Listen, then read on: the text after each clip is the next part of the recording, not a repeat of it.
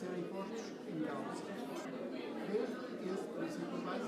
Então, muito boa tarde a todos e muito obrigado pela vossa presença. Vamos iniciar pontualmente, como tem sido o nosso costume, a quarta sessão deste ciclo de tertúlias, cujo tema genérico é o mundo à volta do Porto.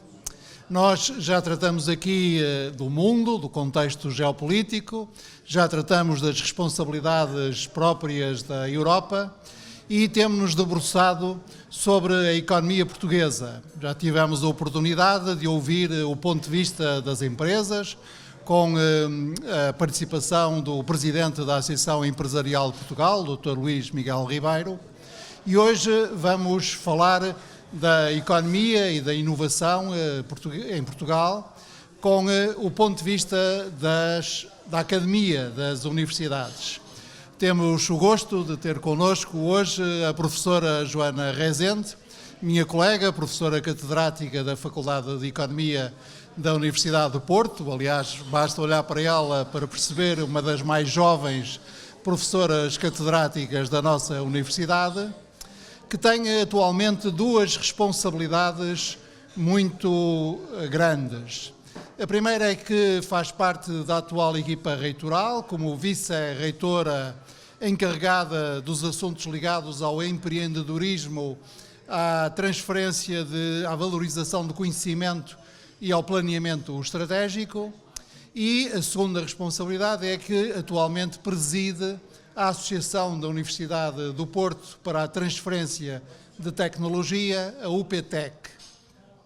E, portanto, seja enquanto economista, doutorada em Economia da Concorrência e Economia Digital, Economia da Inovação, seja enquanto vice-reitora e presidente da UPTEC, a professora Joana Rezende é a pessoa indicada para esta nossa conversa simples e fluida sobre os caminhos da inovação em Portugal. Muito obrigado por ter aceito o convite e por estar aqui conosco. E a primeira pergunta que queria fazer é um pedido, uma pergunta muito simples. Explique-nos lá o que é a UPTEC, o que é que faz, que projetos tem em curso, o que é que faz a UPTEC?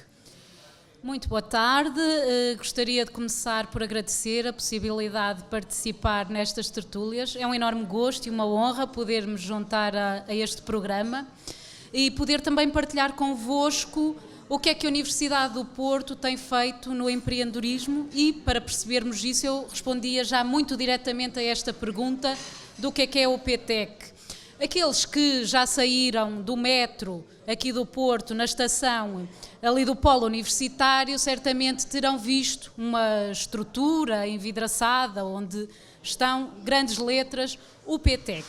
Pois a UPTEC é a incubadora da Universidade do Porto, ou seja, é uma estrutura que a Universidade do Porto coloca à disposição da sua comunidade para acolher negócios intensivos em conhecimento. Porquê incubadora? Porque a fase de desenvolvimento desses negócios é muito embrionária, ou seja, a ideia subjacente à criação desta estrutura, que conta já com mais de 15 anos, celebramos o ano passado o 15º aniversário, é a de que resultados de projetos de investigação e desenvolvimento que tenham potencial de mercado, ideias de negócio que estejam a ser desenvolvidos por membros da comunidade académica, possam ter uma comunidade, um espaço de acolhimento, no fundo um ninho de incubação. Portanto, o termo incubação a remeter para esta ideia de ninho, onde as empresas podem nascer, testar, experimentar, de modo a poder crescer. O negócio do empreendedorismo, e isto é um pouco difícil de enquadrar na cultura portuguesa, mas, por exemplo, os americanos são, de facto, está-lhes no sangue, o negócio do empreendedorismo, em muitas situações, as empresas são feitas para falhar e, portanto, ou seja, não são feitas naturalmente com o objetivo de falhar, mas é um resultado que acontece naturalmente. E é muito importante nós termos um espaço amigável, estarmos integrados numa comunidade disposta a partilhar, disposta a trocar boas práticas para podermos testar e crescer de uma forma mais sustentada. E, portanto, de uma forma um pouco alongada, para dizer que a UPTEC é então esta estrutura que tem como objetivo dotar a nossa comunidade académica, mas eu diria é muito aberta à cidade. Nós acolhemos negócios que não estão necessariamente na gênese na Universidade do Porto, mas termos um local privilegiado, uma comunidade vibrante, onde os negócios possam crescer e ser bem-sucedidos. É esse o grande objetivo, portanto, fazer esta ligação academia, mercado, que nem sempre é fácil, mas que é crucial para percorrermos os caminhos da inovação, que é o mote desta conversa 2.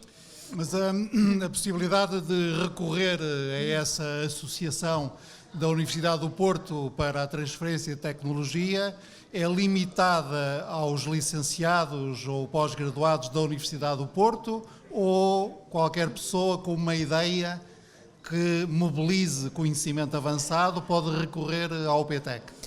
Nós somos uma estrutura totalmente aberta, como aliás a própria Universidade tem no seu plano estratégico a ambição de construir uma universidade sem muros. Também a UPTEC se quer afirmar como uma incubadora sem muros. E temos beneficiado da presença de negócios que têm nascido noutras universidades, noutros contextos, e que, ao virem para a UPTEC, também dinamizam eles próprios e criam comunidade. E, portanto, consideramos que excluir apenas a Universidade do Porto poderia ser redutor até num modelo de universidade que se quer afirmar como universidade aberta. E, portanto, nesse aspecto somos bastante inclusivos. Mas, dito isto, é também importante aqui referir que, não sendo limitada à Universidade do Porto, a grande maioria dos nossos colaboradores, e eu gostava de referir aqui que em termos de infraestruturas nós temos 4 edifícios, portanto este edifício da Asprela, que eu me referi há pouco, que é, digamos, o maior edifício, um edifício que está na Faculdade de Engenharia, o Centro de Inovação, com algum espaço laboratorial, um edifício junto à Marina de Lessa, onde temos muitos negócios e startups, por exemplo, que necessitam do acesso ao mar, que é uma das grandes áreas de desenvolvimento futuro, uma das 5 missões do Horizonte Europa, os oceanos, e também um polo no centro da cidade, em Coronel Pacheco, o PINC, afamado PINC, onde temos uma forte presença de indústrias criativas e fomentamos a ligação Criatec, portanto, colocar na mesma sala, à mesma mesa, criativos, tecnólogos, designers, para podermos, de facto, termos soluções interessantes e a inovação poder ser gerada neste processo de cocriação. Nestas instalações trabalham mais de 2.000 pessoas. Nós temos registros, portanto, os nossos cartões de entrada, que é o nosso indicador de quantas pessoas colaboram connosco, nós temos emitidos neste momento 2.230 cartões de entrada. Portanto, estamos a falar de muita gente.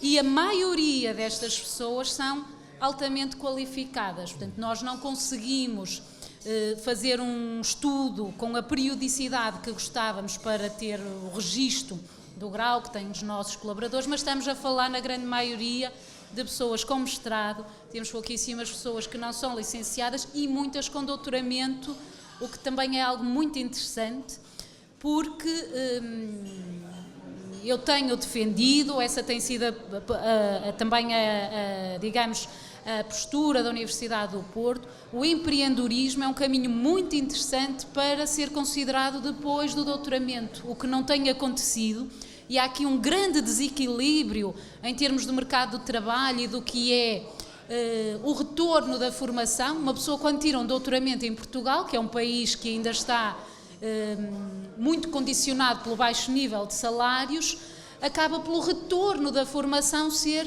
muito baixo, porque o mercado de trabalho, em média, ainda não consegue pagar o retorno dessa formação e há um grande desajustamento nas competências que são adquiridas durante um doutoramento e depois o que as pessoas efetivamente fazem quando vão trabalhar.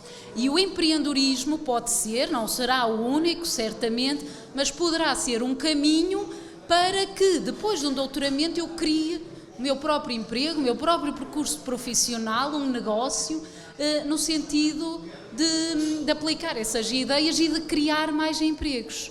E isso é interessante também ver, e vemos isso nas nossas startups, que Há claramente professores que têm grupos de investigação que depois criarem a primeira, criam a segunda, a terceira e empresas sucessivamente bem-sucedidas. Nós temos docentes com mais de 10, quase 20 empresas criadas.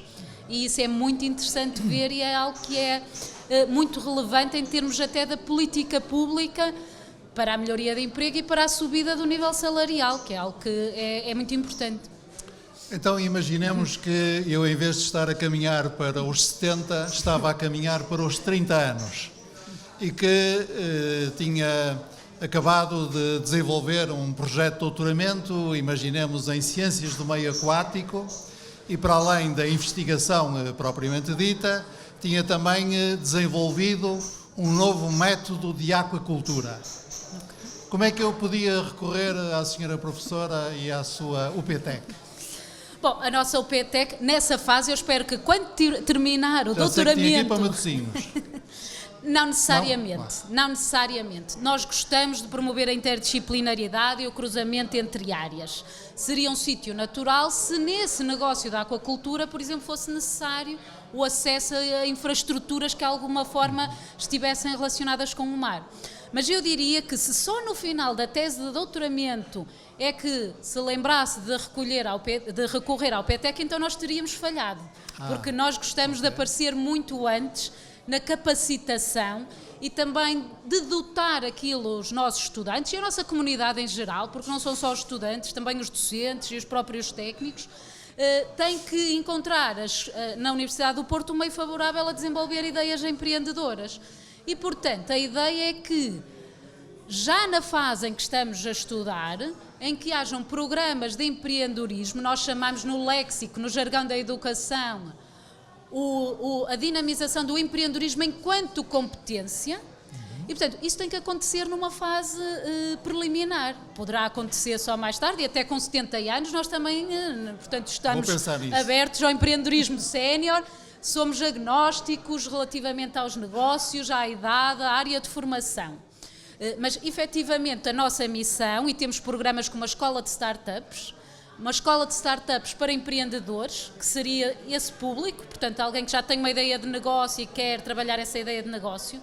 Já surgiram dessa escola de startups mais de 70 empresas, já tivemos mais de 500 participantes. Okay. Portanto, a UPTEC oferece formação na escola e noutros contextos de formação para desenvolver a minha própria capacidade e, ao fim e ao cabo, transformar uma ideia num negócio, isto é, passar da academia para o mercado, para o empreendimento propriamente dito.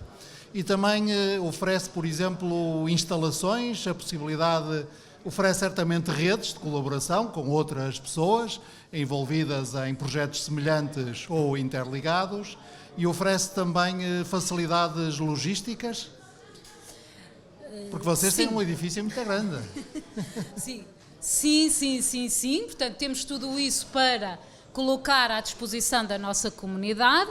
Oferece, também para clarificar, naturalmente nós também temos que garantir a nossa sustentabilidade económica ou financeira e, portanto, temos naturalmente que garantir que esta é uma atividade sustentável, é uma das preocupações da Universidade e, portanto, no sentido que colocamos à disposição da nossa comunidade, a resposta é sim a tudo.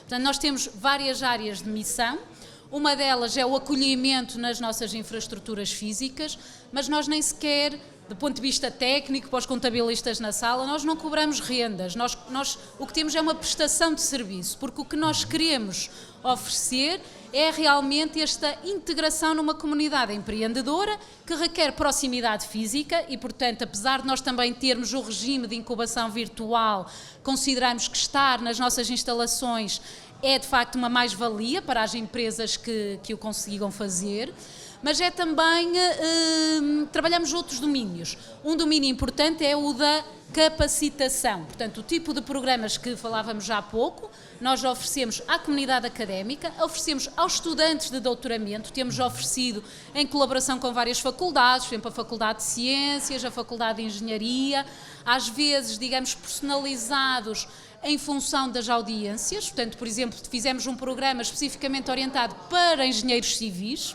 que à partida seria uma área muito convencional, muito tradicional, mas onde há uma grande abertura para o desenvolvimento na área da construção sustentável, por exemplo, e é reconhecida a importância desta formação para o empreendedorismo enquanto competência para, digamos, criar nos nossos estudantes, usando aqui uma expressão popular, o bichinho do empreendedorismo. E isso vê-se, é interessante que após 15 anos de atividade isso já se vê.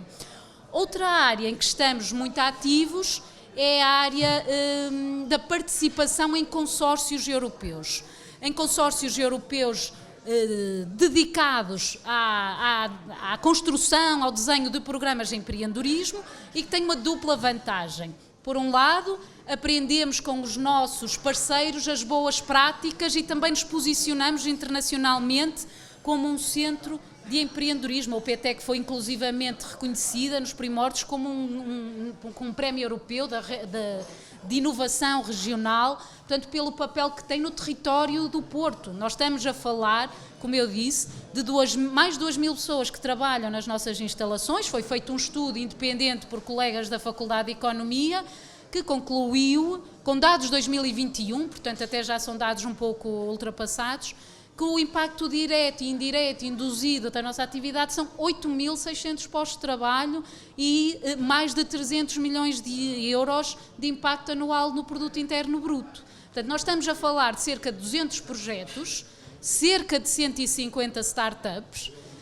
Nem todas vão ser um unicórnio. Nós, infelizmente, ainda não temos um unicórnio nascido na UPTEC, mas acreditamos que estamos a caminhar nesse sentido e alguns até já passaram por lá, mas não foi nenhum ainda nascido. O unicórnio continua a ser aquele que atinge a valorização de 1.000 milhões. Exatamente. Portanto, ainda não temos unicórnios para mostrar, mas felizmente já não é uma situação em que tenhamos só um Cristiano Ronaldo e depois todos os outros estão muito atrás. Não, as nossas empresas estão cada vez mais ativas, vão angariar financiamento aos mercados mais competitivos. Convido-vos, por exemplo, a visitar na nossa página a quantidade de notícias sobre startups que angariam 10, 20 milhões de euros é crescente, é cada vez maior. Portanto, é uma dinâmica interessantíssima. Infelizmente, e quando dizia há pouco o professor se nós podemos oferecer instalações, por exemplo, infelizmente, não digo isto com orgulho, apesar de ser um reconhecimento dos bons resultados do trabalho destes 15 anos, nós temos fila de espera para entrar na UPTEC. Ali no edifício da Asprela, temos uma fila de espera de cerca de 6 meses, somos abordados por grandes multinacionais que se querem localizar nas nossas instalações e que nós temos que dizer que não, porque não temos espaço. É um sinal do reconhecimento do trabalho desenvolvido, mas não digo com orgulho, porquê? Porque certamente há muitos projetos que não estamos a conseguir acolher e a Universidade tem trabalhado no sentido de procurar expandir as suas instalações dedicadas ao empreendedorismo, porque é, digamos, uma dinâmica, talvez beneficiando, digamos, do efeito Web Summit, em que cada vez mais se começa a falar de empreendedorismo, de startups, que não foi, contudo, a época mais empreendedora em Portugal.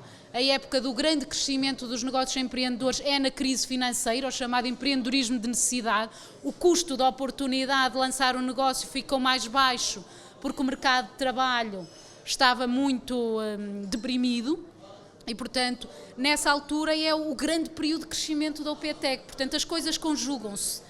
A UPTEC nasce nessa altura, aparecem aqueles edifícios com financiamento europeu e é um período em que rapidamente nós passamos, eu ouço, não estava na época, mas ouço das pessoas que estavam na altura, nunca vão encher esse edifício, que coisa megalómana, e hoje em dia temos fila de espera e, portanto, é ótimo fazer parte de uma história longa, não é?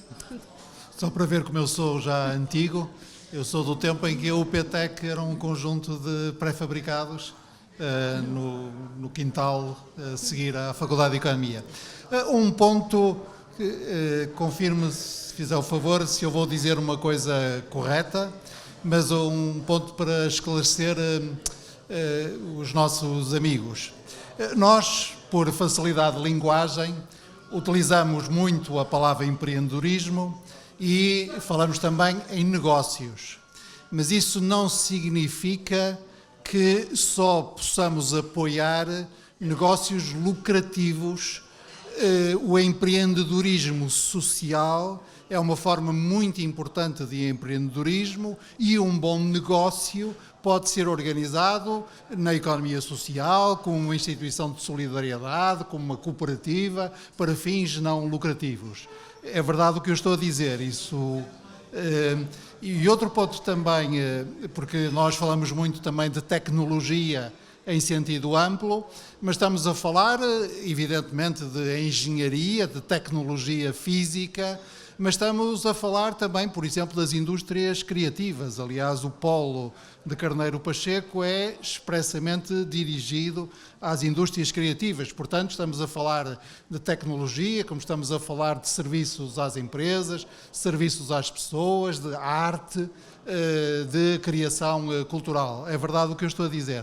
Isso é totalmente verdade. Portanto, nós costumamos dizer que somos agnósticos na área do negócio e dar até um enfoque grande, por exemplo, às indústrias criativas e à chamada economia social ou inovação social que começou a surgir agora muito recentemente nas agendas.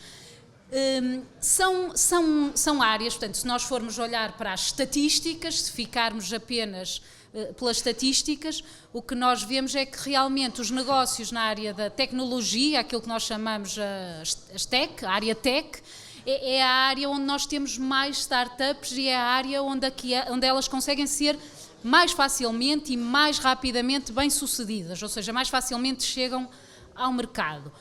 O que também, digamos, reforça a necessidade ainda maior de estarmos presentes noutro tipo de indústrias que pela sua natureza, e as indústrias criativas são um exemplo ótimo, que pela sua natureza possa ser mais difícil chegar ao mercado, mais difícil massificar o produto, e isso requer, por um lado, um apoio adicional e por outro lado também, por exemplo, o tempo de incubação tem que ser outro. Nós na nossa incubadora, em termos médios, porque nós somos uma incubadora, nós costumamos dizer, não somos um centro de empresas, ou seja, infelizmente algumas das empresas ficam muito tristes connosco porque chega ao fim de um certo período e realmente a ideia é que elas cresçam, porque se até lá ainda não aconteceu, se calhar está na altura de pensar noutra ideia de negócio e, portanto, é normal nos Estados Unidos falarmos com empresários que chegam a saber, já vou na minha 10ª tentativa, ainda nenhuma funcionou, mas eles continuam a tentar. E, portanto, infelizmente, ao fim de certo tempo, as empresas têm que deixar as nossas instalações. E na área das criativas, por exemplo, é uma área onde as empresas precisam de mais tempo para chegar ao mercado. O que é também importante referir a esse nível? A própria Universidade do Porto tem também participado em consórcios europeus e eu gostava daqui referir que estamos num consórcio, num grande consórcio com mais de 100 parceiros, onde se incluem indústrias, cidades, como por exemplo a cidade de Amsterdão, regiões na Alemanha, que têm como objetivo apoiar as indústrias criativas e onde nós temos uma participação muito forte, por exemplo na Faculdade de Arquitetura, e temos na nossa UPTEC também vários negócios ligados à arquitetura, que se calhar quando nós pensamos em startups, estamos a pensar startups Web Summit, tecnologia, inteligência artificial, defesa. E as nossas startups, nós temos felizmente startups nessa área, mas também temos startups de grande sucesso, por exemplo, na área do design, da escultura, e portanto áreas muito diferentes. Para que o nosso jargão profissional não prejudique a nossa comunicação, vou fazer um pequeno exercício básico. Portanto, e a senhora professora faz favor de me corrigir quando eu disser algum erro. Nós estamos, evidentemente, interessados no processo de inovação. A melhor maneira, ou a maneira mais simples de olhar para a inovação é pensar nisto, ideias convertidas em negócios, portanto, uma combinação entre ideias transformadas em economia, conhecimento transformado em economia, e nós trabalhamos com a fase de arranque das iniciativas. O startup tem justamente a ver com isso, com pequenas empresas que se constituem e nós olhamos para esse momento inicial de constituição de empresas. Portanto, do primeiro teste da fiabilidade, ou melhor, da validade, da sobrevivência das ideias, da sua capacidade em se converterem em empresas que vivam por si. E uma incubadora, como acontece também com os bebés, é um dispositivo, neste caso técnico, formativo, de ecossistema, que ajuda essas empresas, essas iniciativas, na sua fase de arranque. Mas vocês, na economia da inovação, também falam de incubadoras, que eu descrevi assim, e depois de aceleradoras. Portanto, há uma fase de aceleração. E alguns dos nossos colegas até dizem que é muito importante o que as instituições podem fazer aqui, as universidades, os municípios, as regiões, o Estado, as comissões de coordenação, as empresas e associações empresariais, as associações de trabalhadores. É muito importante o apoio às empresas nesta fase de arranque, empresas ou organizações não lucrativas, exatamente porque elas partem de um pico, que é a ideia que se tem, e até chegar ao outro pico, que é a sobrevivência no mercado, elas têm que percorrer um vale a que alguns de nós chamam mesmo o vale da morte, porque a probabilidade de cair, de a iniciativa sussurrar, é relativamente grande e não há nenhum problema com isso, porque é preciso ir sempre tentando. Mas a UPTEC faz, sobretudo, o apoio na fase da incubação e não na fase da aceleração. Nós não temos uma aceleradora. Já esteve nos nossos sonhos, mas não temos uma aceleradora. Quem sabe no futuro, se a universidade se expandir a um ponto que realmente seja possível, mas não diria que está no nosso plano de curto prazo. Aquilo que temos feito, e nesse aspecto somos bastante ativos, são programas de aceleração. Ou seja, nessa fase, as empresas que estão no momento da aceleração, que é um momento muito importante, nós trabalhamos sobretudo em programas de capacitação, mas elas encontram-se instaladas já noutros locais. E nós temos exemplos de enorme sucesso. Por exemplo, uma das nossas startups que ganhou o prémio do Web Summit é a SmartX AI. Não sei se já repararam. Diga-nos o que é que faz. Ora, a SmartX AI o que faz são algoritmos, utiliza a inteligência artificial no processo de fabrico de tecidos para detectar muito cedo os defeitos no tecido, o que permite uma poupança enorme em toda a cadeia de valor, com ganhos ambientais, com ganhos económicos, naturalmente, mas com ganhos ambientais tremendos. Portanto, já estão por todo o mundo. Começaram na UPTEC 4 pessoas, já nos estavam a pedir 1000 metros quadrados. Nós não temos 1000 metros quadrados para dar a uma empresa que tinha começado há 3 anos. E, portanto, infelizmente, eram extremamente dinâmicos para a nossa comunidade, tiveram que sair e portanto, e agora estão umas instalações fantásticas e próprias. Mas o que temos que trabalhar nessa altura, ou o que podemos trabalhar nessa altura, realmente são os programas de aceleração. E temos também notado alguma muita procura por parte de multinacionais. Casos como a Bosch, a Siemens, posso aqui partilhar, por exemplo, são grandes multinacionais. Também precisam de incubadora? Não precisam de incubadora, mas o que é que procuram? Procuram o acesso ao talento e, como está também cada vez mais intrusado nas empresas a questão do próprio intraempreendedorismo, e temos cada vez mais investidores provenientes de corporações, de grandes empresas,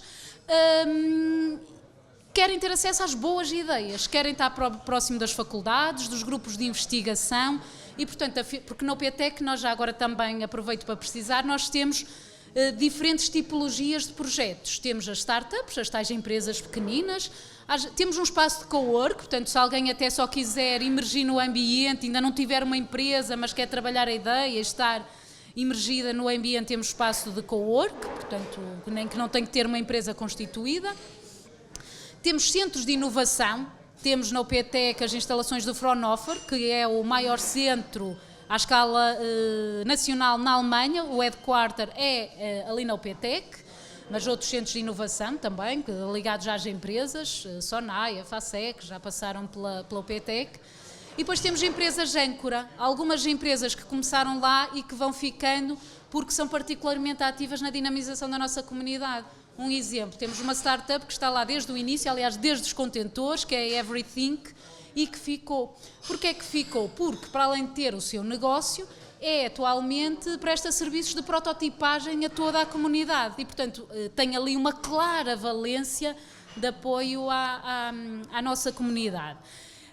Eu gostava de voltar aqui a esta questão do Vale da Morte, à questão daquilo que na literatura se chama aumentar o nível de preparação das tecnologias. É um problema enormíssimo. Eu nem diria tanto na questão das nossas startups, porque as startups muitas vezes já têm uma ideia lançada e, portanto, já têm um produto constituído e, portanto, a fase onde quebram é mais no acesso ao investimento, que em Portugal tem um mercado muito pouco líquido, aliás, na Europa, com algumas melhorias, mas comparativamente com os Estados Unidos, por exemplo, é outra realidade. Mas esta questão do Vale da Morte nota-se sobretudo numa fase preliminar às startups, que é a fase das tecnologias que são desenvolvidas eu falo do caso concreto da Universidade do Porto, mas em termos gerais na academia. Eu não sei se tem essa noção, a Universidade do Porto está no top das entidades que patenteiam internacionalmente, sobretudo na Europa, no país. Portanto, seria natural e até interessante, nós estamos a dizer que estamos no top das universidades que pedem patentes. Mas não é só nas universidades, é com empresas e tudo. O que, por um lado, é um sinal de que o nosso tecido empresarial ainda está pouco... tem melhorado, tem havido significativas melhorias, mas ainda não está nas prioridades estratégicas em geral, no setor empresarial. E depois coloca-nos um problema. Nós temos neste momento o Grupo Porto, portanto, se incluirmos institutos como a Inesctec, como a I3S, INEGI, nós temos patentes ativas, mais 600 patentes ativas. A monetização dessas patentes é complicadíssima, porque efetivamente... A monetização das patentes é ganhar dinheiro com elas. Sim, ou seja... É preciso sempre explicar aos Exato. Economistas. Não, isto é defeito de fabrico e realmente...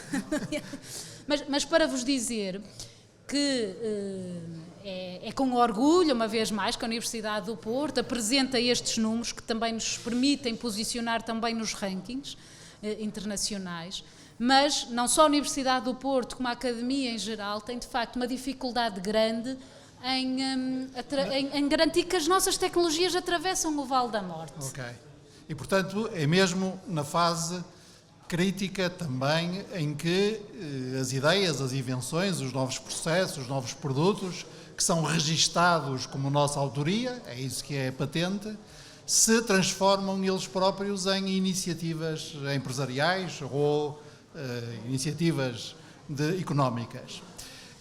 Eu aprendi com os economistas que não há almoços grátis e, portanto, se então eu com a minha aquacultura recorrer à UPTEC, não tenho que pagar nada? Não, tenho que pagar. Eu há pouco, então quando disse que não oferecia, não pagam renda, mas pagam prestação de serviços. Ok. Não, como disse, eu estou-me a rir. O que nós gostaríamos é que pudesse ser um serviço público, mas naturalmente a UPTEC é uma associação privada, sem fins lucrativos, tem a especificidade de ser 100% detida pela Universidade do Porto, é um modelo de governação completamente distinto das práticas internacionais e até das práticas nacionais. O típico seria uma estrutura de capitais, 1/3 de academia, 1/3 Estado e 1/3 empresas. É o normal, é o livro de texto, diria assim. E este é um modelo em que nós temos 100% do capital detido pela Universidade do Porto. O que é que isto significa? A Universidade do Porto também, naturalmente, pauta-se pela sua sustentabilidade económica ou financeira. E, portanto, nós temos que garantir que a própria entidade é sustentável, senão recebemos uma missiva do Tribunal de Contas e, portanto... Mas a lógica é que a OPTEC participe nos resultados que eu obtenho? Não. Ou que eu pague quaisquer serviços que a OPTEC... Nós cobramos pelos serviços. Okay. Sendo uma startup nascente, e temos várias modalidades, digamos, para servir todos os públicos. Temos um menu de preços bastante alargado. As startups são aquelas que têm preços mais baixos e têm uma escada de preços que vai subindo a um ponto em que o preço se torna um preço de mercado e nessa fase a empresa naturalmente tende a sair. Os centros de inovação, por exemplo, se fosse uma Bosch, se fosse uma Siemens, naturalmente não receberiam preços de startup. Têm uma tabela de preços que estão, ao fim e ao cabo, digamos, a cobrar também o serviço do acesso à nossa comunidade.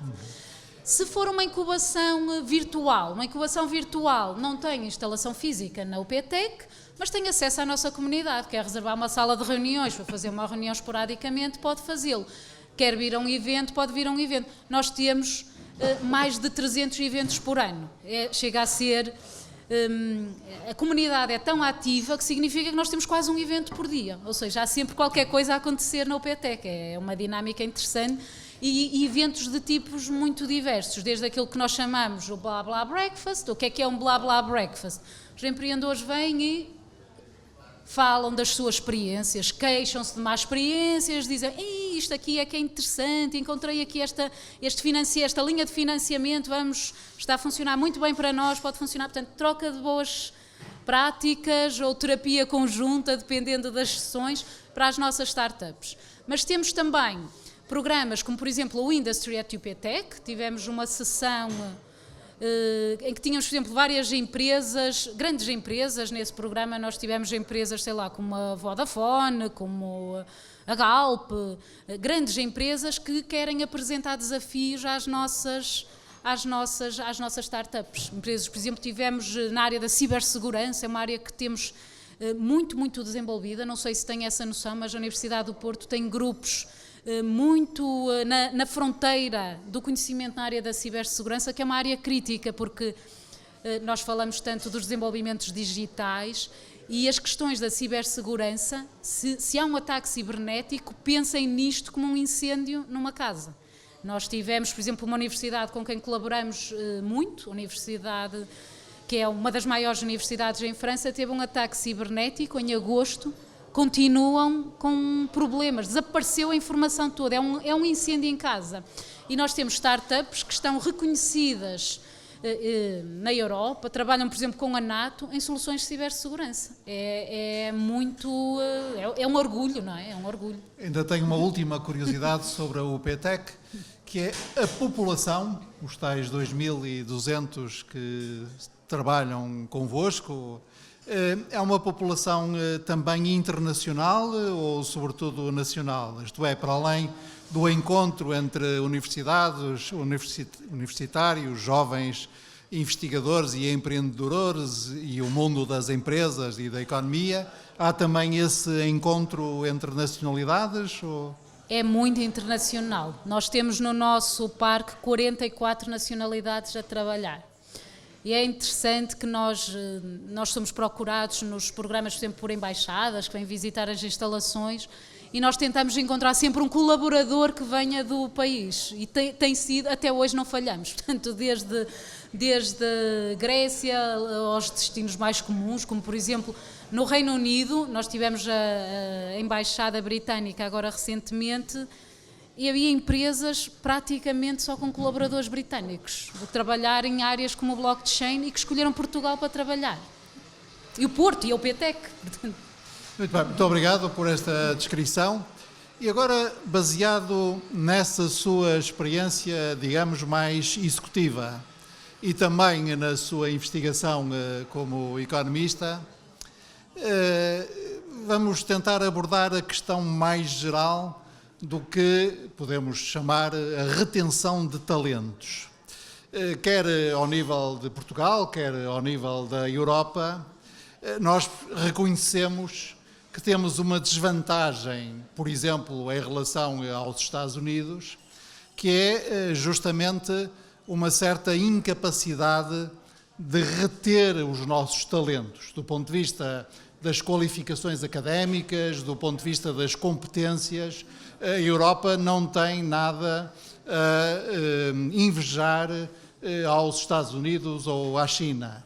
Mas, do ponto de vista da inovação propriamente dita, portanto, da ligação desses talentos e da sua integração nas nossas economias, temos, de facto, várias desvantagens, a mais importante das quais será, provavelmente, a carga burocrática a que as nossas iniciativas estão sujeitas e, sobretudo, a ausência de um capital, de um financiamento inicial tão abundante como o que existe, pelo menos na Califórnia, no Texas e noutros estados dos Estados Unidos deste tipo.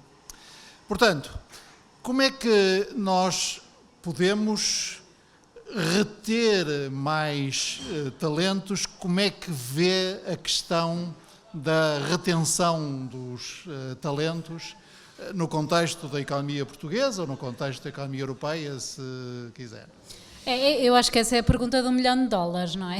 Essa pergunta que... O JN terá $1 milhão para lhe oferecer. De facto é um desafio da atualidade, por deveras comentado, e no qual não é uma questão, infelizmente, que seja só portuguesa, é, como muito bem refere o Sr. Professor, uma questão da Europa. Como é que nós podemos então reter talento? O caminho do empreendedorismo pode ser um desses caminhos, e países como a Alemanha, por exemplo, têm estado muito ativamente a trabalhar na criação de mercados mais líquidos, porque o que acontece quando as startups crescem ao ponto de que já passaram os seed money, portanto aqueles investimentos iniciais, e que querem realmente começar a angariar financiamento em séries mais competitivas, vão para os Estados Unidos. E indo para os Estados Unidos, angariando nos Estados Unidos, a sede passa aos Estados Unidos e, digamos, deixa de estar nas nossas estatísticas nacionais. Mas ainda assim, nesses casos, nem são aqueles que mais me preocupam, porque continuam a ter uma base de trabalho muito forte em Portugal. Ainda que a sede esteja lá, tendo sido criada aqui, o que nós notamos é que continuam a haver muitas pessoas aqui a trabalhar, portanto, muito valor acrescentado que é cá gerado e que fica na nossa economia. Eu acho que, efetivamente, o problema, se calhar, é pior quando nós estamos a falar de graduados, não é? E, portanto, são apresentados números frequentemente. A nossa Federação Académica, por exemplo, também desenvolveu estudos nesse sentido, em que realmente há um investimento público na formação das pessoas e essas pessoas vão para fora e digamos, o retorno da formação é realizado noutros países. Mas peço desculpa de interromper. Aqui a questão do ponto de vista quer económico, quer da política económica, é muito interessante, porque habitualmente a nossa resposta standard e correta é dizer, bom, o problema principal que nós temos para reter talentos é o nível salarial que as nossas empresas e a nossa administração pública pode oferecer. Mas no caso, estamos a falar de empresas criadas pelos próprios. Portanto, não é a questão de o que espera os próprios como assalariados de outros, é as próprias iniciativas daqueles que estão envolvidos nas startups. Por outro lado, também é habitual dizer-se, com alguma razão, que nós temos também uma dificuldade comparada com os Estados Unidos, que é de natureza fiscal. Não propriamente pelo nível de fiscalidade sobre os rendimentos das empresas, que é, aliás, bastante baixo em Portugal, mas por causa do nível de fiscalidade sobre os rendimentos de trabalho. Mas, mais uma vez, no caso destes processos das startups que depois crescem para empresas próprias, também não estamos perante diretamente essa questão fiscal. Eu devo dizer que, pessoalmente, não sabendo grande coisa disto, a conclusão que eu retiro é que o travão essencial que nós temos é mesmo no capital disponível. Nós temos ainda muito pouco capital que aposte nestas empresas, capital de risco, venture capital, crédito bancário, para já não falar no mercado de capitais. Mas queria saber a sua opinião técnica. Não, isso corresponde totalmente à realidade. A fase onde elas saem é, como eu dizia há pouco, a fase em que já cresceram o suficiente e em que muitas das nossas startups aqui em Portugal, na fase em que iniciam a atividade, em que estão à procura dos financiamentos ditos semente, existem agências até públicas, como a Portugal Ventures, que, em teoria, faz esses financiamentos. Mas segue-se muito aquela ótica de distribuir o mal pelas aldeias, o que vai mantendo à tona muitos pequenos negócios, mas depois não é suficiente para a fase de crescimento. E mesmo na Europa esse capital não existe. A Alemanha tentou, com um pacote, ter realmente mais capital liberto para o mercado. Mas as nossas startups, se querem realmente crescer, têm que estar nos Estados Unidos. E depois existem externalidades. Porque se esta é a realidade, é quase uma profecia que se autoconfirma. Porque se estão à espera de estar nos Estados Unidos, todos vão para os Estados Unidos, é também onde os investidores querem estar. Não obstante, nós temos sido cada vez mais abordados por investidores nacionais e até internacionais. Por exemplo, recebemos uma comitiva de Singapura que estava interessada também enquanto grande praça financeira abrir às nossas startups, ou seja, de alguma forma os investidores também tinham essa noção da qualidade das nossas startups e queriam trazê-las para o mercado asiático. Em Portugal há realmente muito poucas possibilidades. Eu acho que as nossas empresas já nem sequer trabalham com esse mindset. Mesmo na Europa, como disse, começa um pouco a ver ali dos lados da Alemanha. Com o Brexit na Inglaterra a coisa ficou muito parada, apesar de ser ainda um destino forte para aquelas que não querem, mas o normal será ir diretamente aos Estados Unidos. Mas o que é interessante é que há países da dimensão de Portugal, ou ainda mais pequenos, que conseguiram criar contextos muito mais amigáveis para a iniciativa dos jovens. Estou a falar de países como a Noruega, Singapura, já o exemplo que citou, Israel, Suíça. A Estónia é o país com mais startups per capita. Sim, a Bélgica, em que fez o seu doutoramento. E, portanto, o que é que a gente devia fazer, sobretudo pensando do ponto de vista das universidades? Porque a aproximação entre as universidades e a economia real, julgo que hoje está conseguida e a comunicação é muito fluida. Também dispomos de meios e de conhecimento bastante para perceber como é que se fazem estes processos de transferência de ideias e tecnologia. Onde é que nós podíamos ou devíamos investir mais, prestar mais atenção? Pergunto à doutora de Economia. Pois, eu não quero estar a ser enviesada, mas eu acho que no momento em que eu tenho defendido aqui que o empreendedorismo pode ser, digamos, por exemplo, uma solução para esse problema dos graduados que imigram, não é com orgulho que dizemos que a nossa OPTEC tem fila de espera. E, portanto, termos mais infraestruturas que até pudessem ser disponibilizadas a preços mais competitivos ou até gratuitamente aos nossos estudantes, por exemplo, acho que era ótimo porque permitia, de facto, desenvolver em pleno o seu potencial de negócio. Universidades como a Universidade de Lund, que é das mais... A Universidade de Lund é no sul da Suécia, está no top 100 das melhores universidades do mundo e a Suécia é um dos países fortemente inovadores. Na Universidade de Lund, eles têm 3 incubadoras independentes, uma ligada às tecnologias, uma ligada à saúde e uma que é só para estudantes, chama-se Venture Lab, é dedicada somente aos estudantes.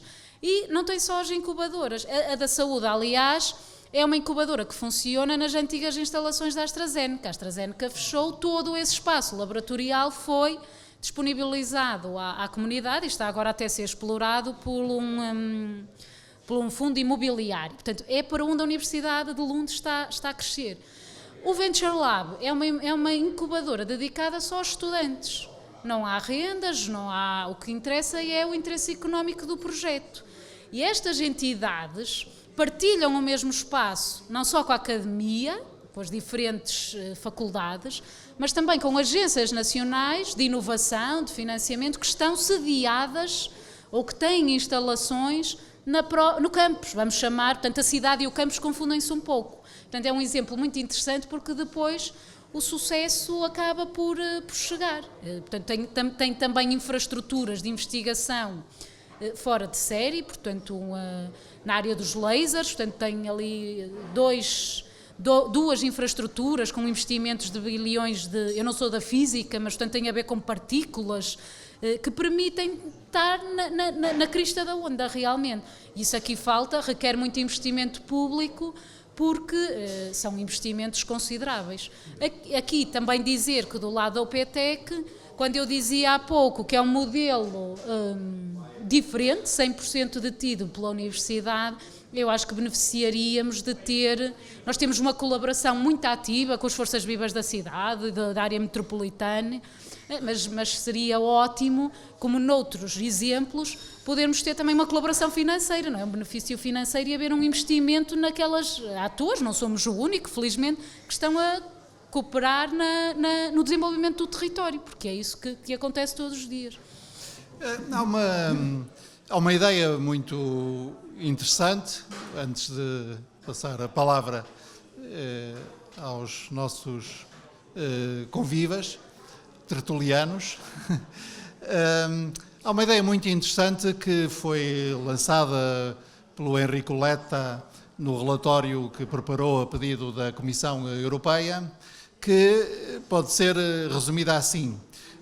O mercado, a União Europeia, entre outras coisas, é um mercado único, onde é livre a circulação de bens, a circulação de capitais, a circulação do trabalho e a prestação de serviços. E, portanto, durante anos a fio, a União Europeia procedeu ao derrube sistemático de todas as barreiras que impediam que os serviços fossem prestados em qualquer dos 27 Estados-membros, que os trabalhadores circulassem pelos diferentes países, que os capitais circulassem e que os bens também circulassem. E a ideia do Enrico Letta é esta: nós, que falamos destas características como as 4 liberdades, circulação de bens, de capital, de serviços e de pessoas, devemos pensar numa 5ª liberdade, que é a liberdade de circulação de ideias, educação, cultura, ciência, etc. Portanto, a ideia é que devíamos também fazer o mesmo derrube sistemático de todas as barreiras à europeização do nosso património e da nossa capacidade de produzir conhecimento, cultura, criação, etc. Eu não sei se isso aumentará a nossa capacidade de retenção de talentos ou fará ainda que os talentos circulem mais. Mas a experiência portuguesa mostra também que os talentos circulam em diferentes direções. Nós exportamos, digamos assim, pessoas e também importamos pessoas. Aliás, se medirmos em doutorados, nós importamos mais doutorados do que estamos a exportar doutorados agora. Mas acha que esta ideia do Letta faz sentido? Também acha que estas barreiras mais burocráticas à circulação, ao fim e ao cabo, do empreendedorismo ao nível europeu, deviam ser sistematicamente derrubadas? Eu acho que faz todo sentido, e isso transporta-me imediatamente para o tema das alianças de universidades europeias, que é um tema que eu também tutelo e que dava em si mesmo uma tertúlia. E, portanto, talvez apresentar aqui este projeto, que não sei se é conhecido, fruto dessas preocupações. Ainda antes deste relatório, a Comissão Europeia lançou um desafio para a criação de universidades que chamava Pan-Europeia, já à época, que são redes de cooperação ao mais alto nível, onde permitam um fluxo totalmente livre de estudantes. Foram inicialmente financiadas 17 alianças de universidades. A Universidade do Porto está numa das primeiras, é a Aliança Europeia para a Saúde Global. E nós temos nesta aliança, é coordenada por Paris-Saclay, a maior universidade de França, tem a tal Universidade de Lund, que eu falava há pouco, uma das mais inovadoras do mundo, e a terceira melhor universidade do mundo no ranking de sustentabilidade. Os rankings valem o que valem, mas através desta aliança nós temos acesso à terceira universidade do mundo líder na área da sustentabilidade, por exemplo. A Universidade Ludwig Maximilian na Suécia, também a melhor da Bavária e uma das melhores da Alemanha, na Alemanha, perdão. Hamburgo também na Alemanha, Novi Sad na Sérvia, Szeged na Hungria, Alcalá em Espanha e Tromsø, a universidade mais a norte da Europa. Portanto, norte, sul, este a oeste. Esta universidade tem mais de 350 mil estudantes. Para terem uma ideia, esta universidade, esta aliança, é a dimensão do sistema de ensino em Portugal, mais ou menos. E tem sido muito interessante. A Universidade do Porto não participa naturalmente só na dimensão do empreendedorismo, mas foi uma das dimensões que trabalhamos no contexto da aliança. É muito interessante, por um lado, ver que nós começamos nisto em 2018, já passaram uns bons anos desde o início. É interessante ver as vantagens que nos traz. E sobre esta questão se contribui para a retenção de talentos ou não, posso também já aqui avançar, estamos em fase de reporte e efetivamente a Universidade do Porto é das que mais envia estudantes para esta aliança. Tem aqui algumas particularidades, porque envia, não são aqueles programas Erasmus, esta aliança é financiada pelo programa Erasmus, mas não são programas Erasmus de longa duração, são mobilidades de curta duração. Portanto, o estudante vai e faz um curso de uma semana lá fora. Mas isto é espetacular, porque se eu for, por exemplo, um estudante de medicina que quer aprender uma determinada técnica que não é aqui ensinada na Universidade do Porto, eu tenho mais 8 universidades onde eu posso ir um mês ou uma semana, aprender com os melhores, fico com o contacto e, por exemplo, a própria FCT financiou um programa de 30 bolsas de doutoramento para os nossos estudantes irem fora. O que é que isto significa em termos do empreendedorismo e das vantagens que eu vejo do empreendedorismo? Nesta fase, o que nós fizemos, porque eram parceiros com quem não trabalhávamos muito esta área, foi sobretudo estudos para nos conhecermos. E é muito interessante ver, por exemplo, que Lund, uma das universidades mais inovadoras, e nós falávamos já há pouco da questão do capital, a Universidade de Lund tem um fundo financeiro que investe nas startups, com multiplicador de 1 para 10. Ou seja, por cada euro que eles colocam nas startups, 80%, não sei se a estatística é esta, mas uma grande maioria delas não vai resultar, mas as que resultam muito e, portanto, têm um efeito multiplicador de 10. França também investe nas startups, mas num modelo bastante diferente. O fundo francês é uma grande maioria constituído por capitais públicos. É uma experiência relativamente recente, estão ainda a ver como é que corre. E, por exemplo, aqui na Universidade do Porto, não abordamos esse tema, mas penso que está completamente fora das possibilidades estratégicas fazer investimento direto nas nossas startups. Isso nós não fazemos. Mas é muito interessante, só o facto de podermos comparar boas práticas, a ver esta ligação é muito interessante. Os nossos empreendedores estão a começar a colaborar nós temos, por exemplo, uma startup, a Knock, que é uma startup na área da saúde digital, a líder nesta área, que já esteve a falar com os parceiros, etc., está interessada em montar projetos. Portanto, há aqui um ganho de massa crítica que é muito, muito importante. E sobre esta questão do talento, fui também abordada por um dos parceiros, não vou estar aqui a revelar, no sentido de dizer, nós queremos muito trabalhar com a Universidade do Porto, porque nós só estamos a receber estudantes asiáticos, investimos nestes estudantes asiáticos e depois vai-se tudo embora para o país. Portanto, o investimento elevadíssimo que esse país está a fazer em formação desaparece. E, portanto, querem trabalhar connosco nas mais diversas áreas, não só na saúde global, e querem o nosso talento, porque pelo menos fica na Europa. É o que se começa a ouvir e é interessante, sinal dos tempos, esta ideia de que pelo menos fica na Europa. Okay, muito obrigado. Não sei se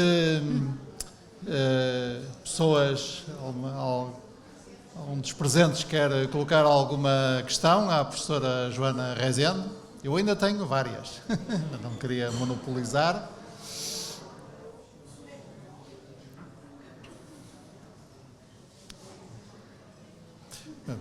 Já agora uma informação que eu vi ontem ou anteontem, que a Universidade do Porto não só está classificada entre as 200 melhores, como no espaço ibero-americano, portanto, se considerarmos apenas a Península Ibérica e a América Latina, está entre as 10 melhores.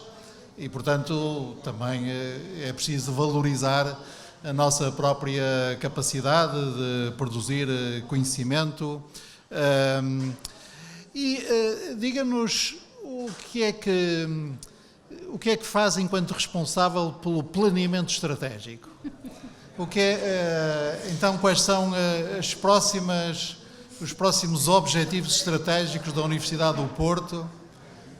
Diga lá qualquer coisa que o Jornal de Notícias possa usar como caixa. Então, muito bem. Olha, a nossa universidade, portanto, no plano estratégico, a ideia é pensar um pouco onde é que nós queremos estar, a nossa visão e qual é que é o caminho para que essa visão se concretize. E, portanto, daí a ideia de estratégia. E na Universidade do Porto, nós, no plano estratégico para 2020-30, abraçamos, como eu dizia há pouco, o conceito de universidades sem muros. Foi um desafio da European University Association para reforçar o quê? Reforçar dois aspectos importantes que eu acho que foram aqui bem presentes nesta nossa tertúlia. A ideia de que a universidade tem que se abrir à sociedade civil, tem que se abrir aos mercados, tem que se abrir às empresas e, portanto, é uma fase de mudança que já vem, digamos, de algum tempo, não é recente, mas para ser uma entidade aberta que colabora em processos de inovação aberta que nos permitam chegar mais longe. E também esta ideia de universidade sem muros, entre áreas científicas, reconhecendo que os problemas da atualidade são muito complexos. Nós vivemos uma pandemia, nós estamos a viver a transição digital, ninguém sabe muito bem como é que vai ser a vida com a inteligência artificial, eu faço parte do grupo dos otimistas, mas a transição verde, portanto, alterações climáticas que nós conseguimos perceber no dia-a-dia, se lembramos daqueles incêndios horríveis em setembro, agora há pouco tempo. E, portanto, isto são problemas complexos, requerem sentar à mesma mesa áreas do conhecimento muito diferentes. Isto é muito difícil de fazer e, portanto, também daí o nosso conceito de universidade sem muros, para além de uma universidade também que quer trabalhar para o globo todo, não é? Ao contrário de algumas tendências recentes mais protecionistas, nós pugnamos por uma abordagem mais aberta. Temos 6 grandes prioridades estratégicas, posso partilhar aqui convosco. A primeira tem a ver, naturalmente, com ser um espaço onde os estudantes podem desenvolver todos os seus talentos, portanto, um modelo de formação integral. E daí também a importância, por exemplo, do empreendedorismo. Eu, se quiser ser empreendedor, ou se eu pelo menos quiser conhecer como é que é ser, eu tenho que conseguir encontrar uma oferta na universidade para isso e já há mesmo muita coisa. Eu pedi, quando cheguei a estas funções, para irem ao sistema de informação e retirarem do nosso sistema de informação quais é que eram as unidades curriculares, tenho empreendedorismo no programa e saíram-me 50 unidades curriculares das mais diversas faculdades, o que de certa forma é ótimo porque significa que está enraizado. Por um lado, portanto, este é o nosso primeiro grande objetivo. Queremos promover uma formação interdisciplinar, este é o nosso segundo objetivo, que ficou, portanto, descrito dessa forma para dar a tónica à importância da colaboração entre diferentes áreas do conhecimento. Terceiro objetivo, participar nas agendas europeias do espaço da educação e do espaço da investigação. Eu diria que na área do financiamento este é o grande objetivo. A Universidade do Porto, isso nota-se na participação da Aliança, é reconhecido pelos nossos parceiros, que eu estou sentada em reuniões em que ouço, não percebo como é que vocês estão tão em baixo nos rankings. E, portanto, isto significa que há um reconhecimento das competências que estão aqui, que também é muito comum acontecer relativamente aos salários, não é? Relativamente aos salários, como é que fazem tanto como eu e ganham tão pouco? Não me estou a referir ao meu caso em particular, que não entro nessas comparações, mas também poderia, realmente. Portanto, esses, digamos, os nossos objetivos mais na área da educação, da investigação. Temos um objetivo relacionado com a área da responsabilidade social, portanto, o abraçar a Agenda 2030 e os Objetivos de Desenvolvimento Sustentável por duas vias. Nós temos a obrigação de o fazer nos comportamentos da nossa comunidade, mas também contribuindo, por exemplo, através de conhecimentos para a transição energética, para, por exemplo, nas áreas da psicologia, comportamentos de consumo mais sustentáveis. Temos um quinto objetivo, são só 6, estou quase a terminar, um quinto objetivo para afirmar a universidade na área da cultura, da abertura à sociedade. É uma área que tem crescido imenso na nossa universidade, portanto, se ainda não conhecem, convido a visitarem o programa da nossa Casa Comum, que tem um programa muito extenso ali nas instalações da reitoria e está agora aberta desde o dia 11 de fevereiro no renovado edifício Abel Salazar, uma exposição de arte contemporânea do engenheiro Ilídio Pinho, para a fruição da cidade, portanto, também convido a visitar, se ainda não o fizeram. E os museus e a Galeria da Diversidade, há muita coisa. E, portanto, há realmente muita coisa a visitar e que está na agenda também para o futuro. E, por fim, deixei para o fim o último, porque é aquele que eu acho que mais liga com a conversa que tivemos, é afirmar a universidade também como um centro ativo no progresso económico e social da região e na projeção do próprio país. Portanto, temos isto no nosso plano estratégico e o PTEC é felizmente não o único, mas é um veículo muito importante para a concretização desse objetivo. E a senhora vice-reitora vir ao Café Velásquez falar connosco também se inscreve nesse objetivo de contributo para o desenvolvimento social por parte da universidade. Eu só tenho último ponto, porque estive 1 hora à espera que a professora Joana Rezende dissesse a palavra protecionista, que é uma palavra que aos economistas custa muito a dizer. Porque é que isso tem a ver com o nosso tema da conversa?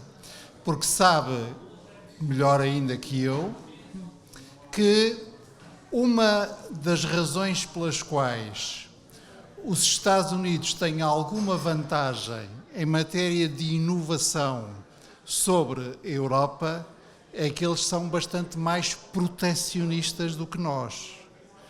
Só para terem uma ideia, um exemplo pode parecer anedótico, mas é real. Hoje em dia, ainda a navegação por cabotagem nos Estados Unidos está impedida a navios estrangeiros.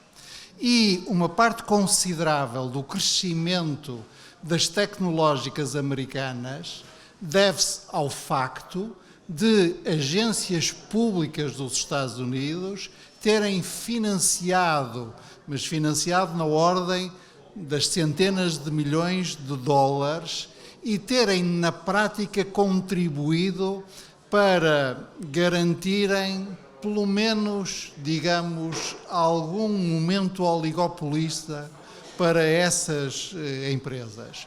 Coisa que na tradição europeia e na regulação europeia é inconcebível.